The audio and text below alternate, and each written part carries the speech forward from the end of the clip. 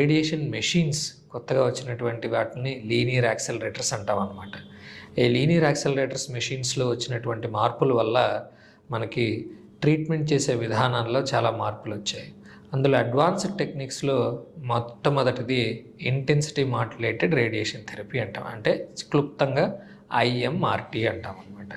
ఈ ఐఎంఆర్టీ విధానంలో రేడియేషన్ వచ్చే విధానమే మార్పుగా ఉంటుంది. అంటే మనం ఒక టార్గెట్ టిష్యూ ఏమన్నా ఉంటే కనుక క్యాన్సర్ని టార్గెట్ చేస్తూ అలాగే దాని చుట్టుపక్కల ఉండేటువంటి నార్మల్ టిష్యూస్కి రేడియేషన్ వెళ్లకుండా అలాగే తక్కువ మోతాదులో వెళ్ళే విధంగా మనం ప్లాన్ చేయడం దాన్ని ఐఎంఆర్టీ అనే విధానం అనమాట.